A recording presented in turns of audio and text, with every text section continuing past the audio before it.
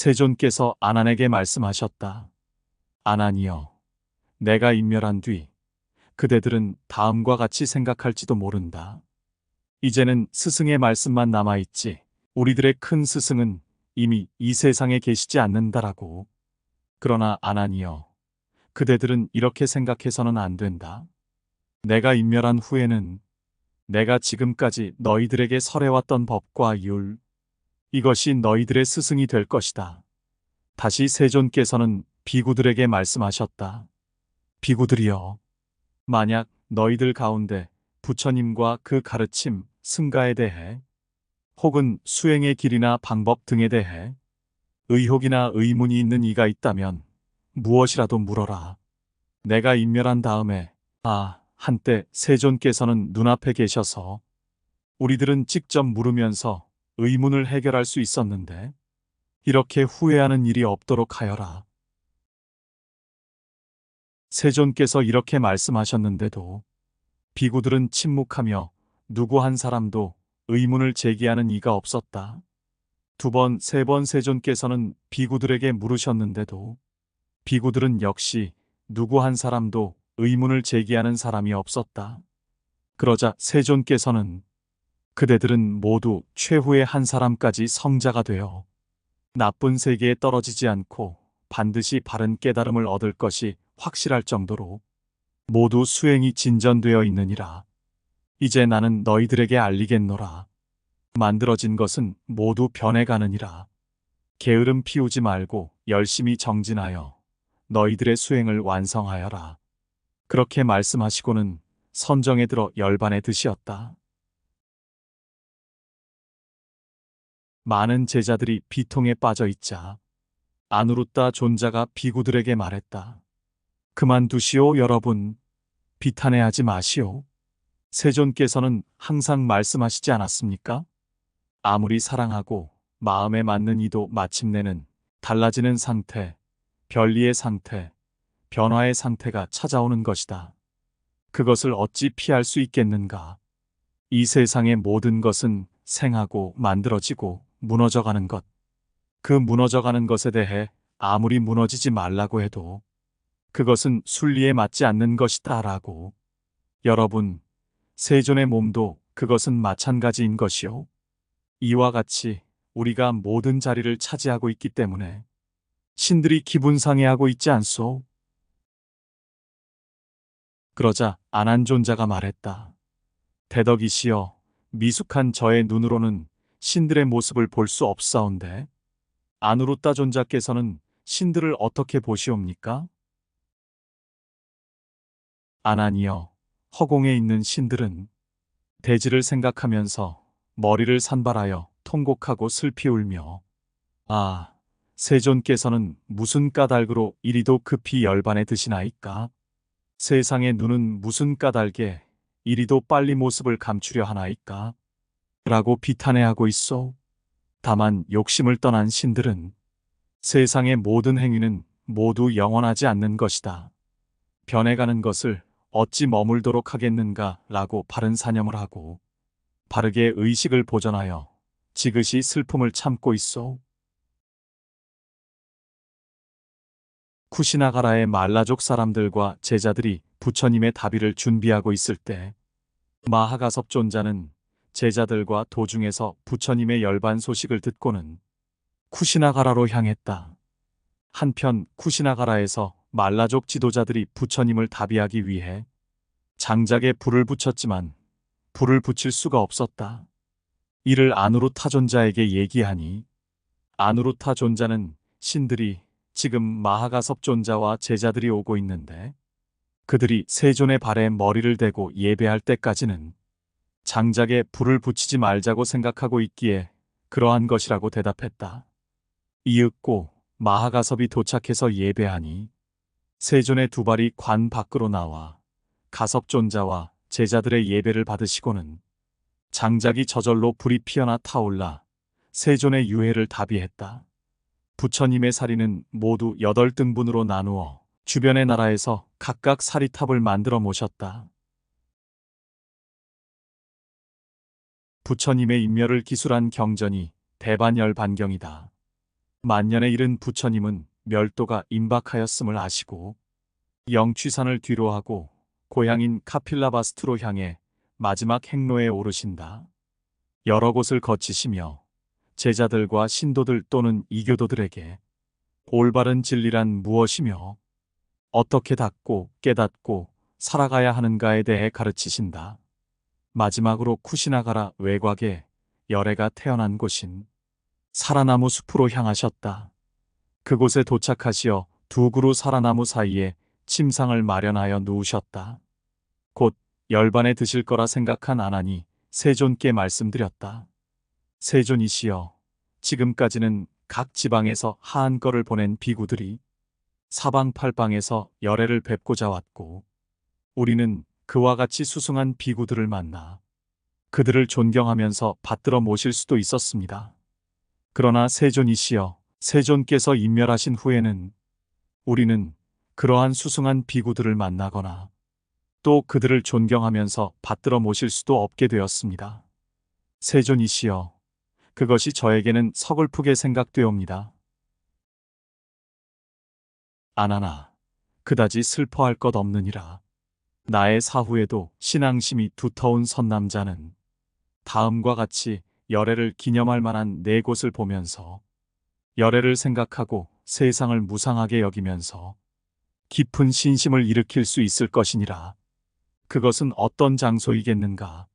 아나나, 열애의 탄생지에서 신앙심이 두터운 선남자들은 이곳을 바라보면서 이곳에서 열애가 태어나셨다라고 생각하면서 열애를 생각하고 세상을 무상하게 여기면서 깊은 신심을 일으킬 수 있을 것이니라.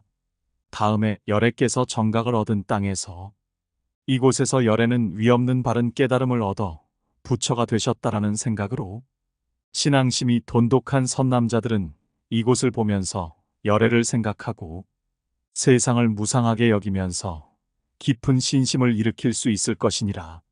다음에 아나나, 열애의 최초 설법지에서 이곳에서 열애는 위없는 가르침의 바퀴를 굴리셨다라는 생각으로 신앙심이 돈독한 선남자들은 이곳을 보면서 열애를 생각하고 세상을 무상하게 여기면서 깊은 신심을 일으킬 수 있을 것이니라.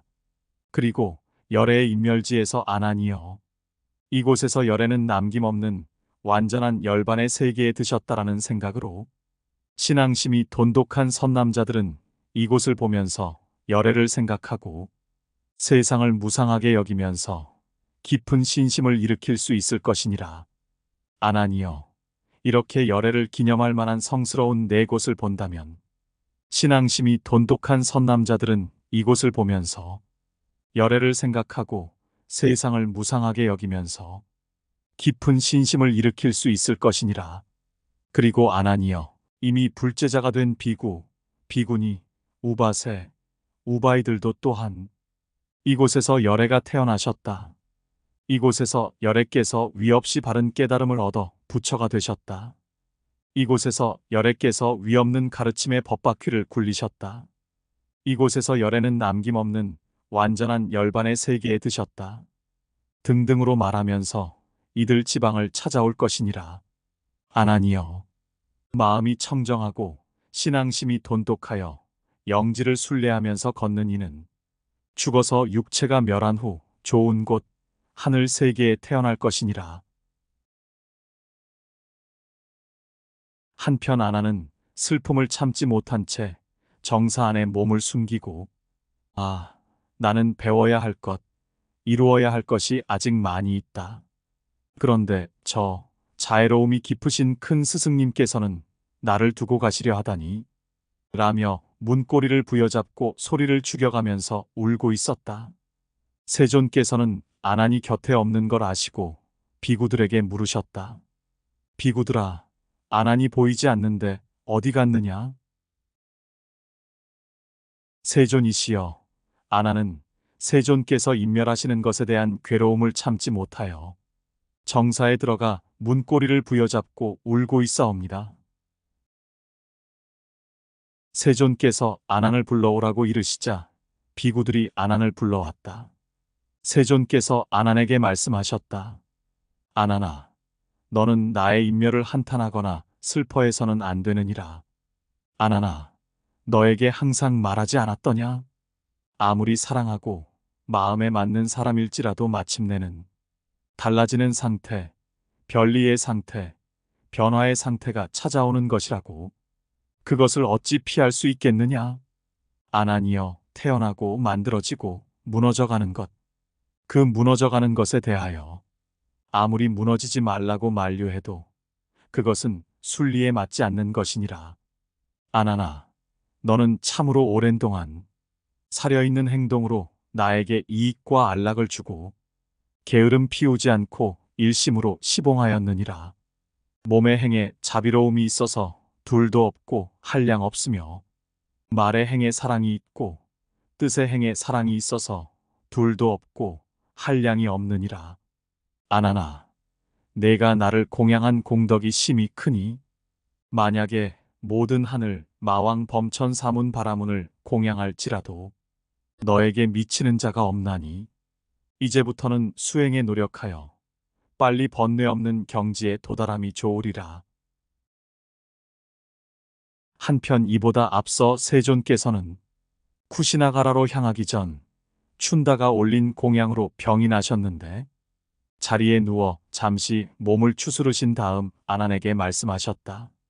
아난아, 장차 저 대장장이 아들 춘다에게 다음과 같은 비난이 있을지도 모른다.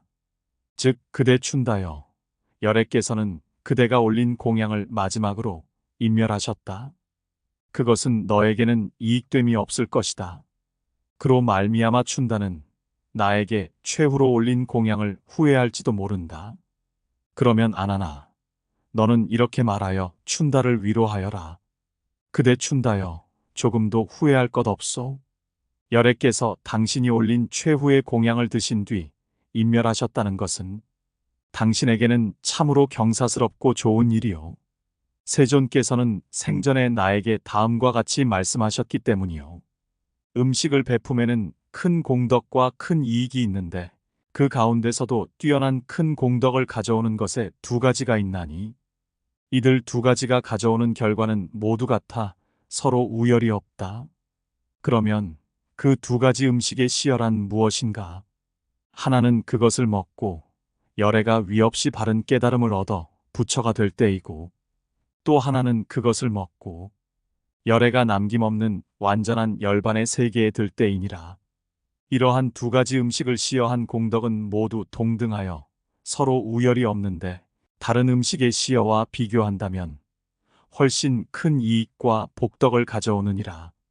그러므로 그대 춘다여, 대장장이 아들 춘다 존자는 장차 장수를 가져오는 행위를 성취하며 좋은 태어남으로 나아가는 행위를 성취하며 안락함으로 나아가는 행위를 성취하며 명성을 얻는 행위를 성취하며 혹은 천계로 나아가는 행위를 성취하고 또 대장장이 아들 춘다 존자는 왕후로 나아가는 선업을 쌓은 것이요. 이 얼마나 훌륭한 일이 아니겠소라고. 아나나, 대장장이 아들 춘다에 대한 비난을 이렇게 말하여 춘다를 변호하고 위로하여라. 그리고 세존께서는 그 의미를 부여하시어 그때 다음과 같은 기쁨의 시를 노래하셨다. 베푸는 사람에게 복은 증가하고 자제로운 사람은 원망하지 않으며 선한 사람 나쁜 과보 받지 않고 탐진치는 다하여 열반에 들리